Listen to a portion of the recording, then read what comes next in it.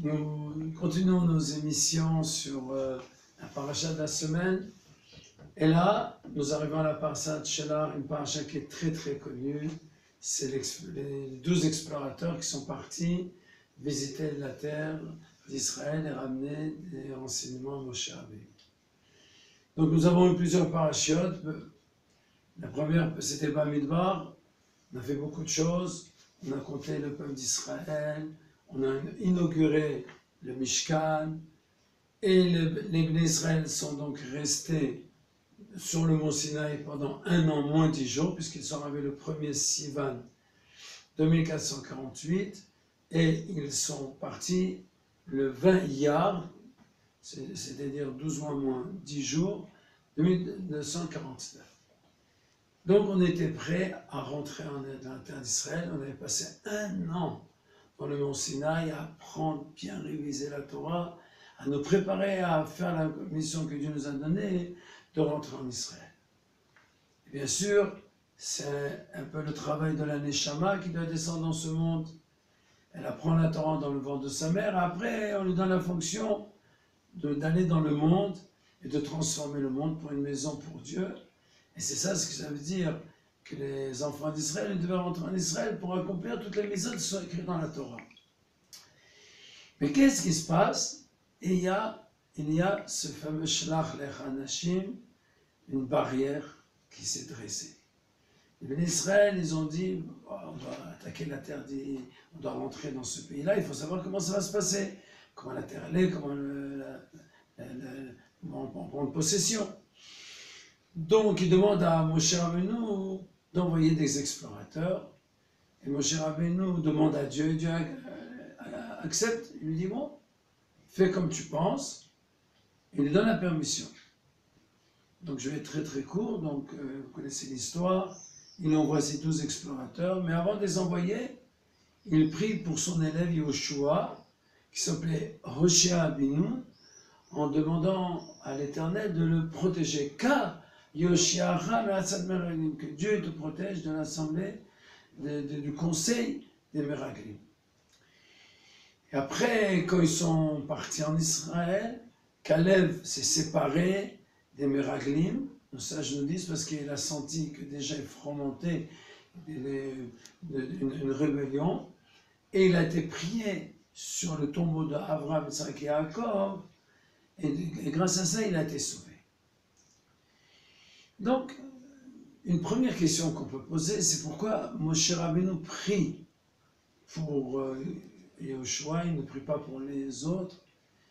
Et ça veut dire que Moshe Rabbeinu avait compris qu'il y avait un danger. On va voir quel était le danger. Alors ils font leur visite, et là-bas, la Torah nous dit, nous ramène un détail, que les gens qui se trouvaient en Israël, on était à leurs yeux comme des chagavim, des fourmis, des petites sauterelles. Comme ça on était à nos propres yeux comme des sauterelles par la grandeur des géants. Et ils ont remarqué que c'était une terre qui mangeait ses habitants. Il y avait beaucoup d'enterrements. Dans tous les endroits où ils allaient, il y avait un enterrement. Donc ils sont revenus, et après 40 jours, et voilà que le défi se commence. Nous sommes, donc Moshe Rabbeinu rend tous les Bnei Israël attendent, ils sont prêts à rentrer en Israël. C'est la dernière étape. Et voilà, ils disent que c'est vrai, nous avons été en Israël et c'est une terre extraordinaire où coule le miel, le lait, le miel. Comme nos sages nous disent que tout mensonge où il n'y a pas une parole de vérité au début, il ne peut pas tenir. Mais, 3 problèmes. Premier problème, le peuple est trop fort. Et même plus fort, entre guillemets, qu'Akadosh Baruch Hu. Deuxièmement, sur la route qui nous attend pour aller en Israël, il y a Kenani, Achitia, Périsie, il y a toutes des nations qui sont prêtes à nous attaquer. Et la troisième chose, il rapporte Amalek. Amalek, qui était le peuple qui avait combattu déjà Israël, qui les avait refroidis dans pour pouvoir recevoir la Torah. Caleb arrête tous les 10 miracles, il leur dit, vous savez, vous devez savoir que c'est pas seulement ça ce que Moshe Rabbeinu nous a fait, donc tout le monde croyait qu'il allait parler contre. Il donne 3 arguments. Il dit, il nous a fait traverser la mer, il nous a donné les cailles, et le troisième, il nous a donné le man et les cailles. Comme vous savez, que les Juifs s'étaient révoltés, qu'est-ce qu'ils allaient manger? Ils leur a donné le man, et après, même sur le man, ils se sont révoltés, ils voulaient goûter de la viande, donc Dieu leur a donné les cailles. Alors, comment ça se fait que Caleb dit ces 3 arguments, et comment ça se fait que Moshe Rabbeinu prie pour Yoshua, pas pour les autres? Alors, en réalité, on va essayer de comprendre ça dans une idée chassidique que le rabbi explique dans les sikhot. En réalité, les Meraglim, c'était des grands tzadikim, des grands justes qui avaient été choisis par Moshe Rabbeinu. Ils savaient que la mission, elle était de transformer la terre d'Israël, une terre où on va travailler, on va sanctifier le nom de Dieu. Mais eux, ils ont jugé que le peuple d'Israël n'était pas prêt. Ils ont jugé que maintenant ils étaient dans le désert, ils n'avaient aucun souci, il y avait la manne qui tombait, il y avait le puits de Myriam qui les accompagnait, ils étudiaient la Torah, est-ce qu'ils étaient capables de transformer ce monde matériel dans une maison pour Dieu? Il faut peut-être attendre encore. Et Moshe Rabbeinu sait que c'est ça le but. Et il se dirige vers Yoshua qui devait être son successeur. Toi, Yoshua, qui dois amener le peuple d'Israël, ne te trompe pas. Que les grands Nessim, les grands Tzadikim peuvent avoir une erreur et ne pas freiner le peuple d'Israël, c'est leur problème, ils doivent se travailler. Mais toi qui dois diriger le peuple d'Israël, tu ne peux pas t'arrêter. Tu es obligé de continuer ta route et de transformer cette terre de Canaan en Eretz Israël. Mais seulement, il y a 3 arguments. Et ça, c'est quoi ces 3 arguments? Quand on va arriver là-bas, on va trouver un peuple qui est trop fort.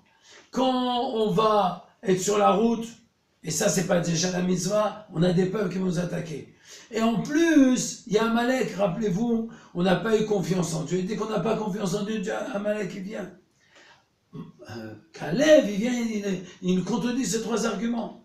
Il dit, vous dites que le peuple qui est là-bas est fort. Moi, je vous dis que Dieu nous a traversé la mer Rouge. Il nous a aidé à traverser la mer Rouge. La mer Rouge, c'était quelque chose insurmontable. Dieu l'a ouvert. Maintenant, sur la route, vous pensez que Dieu ne fera pas des miracles parce qu'on est en train de préparer la maison, on n'est pas dans la mitzvah. Il nous a donné le man, qui nous a accompagnés pendant ces années-là. Et quand vous dites que nous avons un doute dans et pour ça Dieu ne va pas nous aider, rappelez-vous que quand on a eu des doutes sur la possibilité à Dieu de nous donner de la viande, Dieu nous a envoyé des cailles. Ça veut dire qu'il a cassé tous les arguments.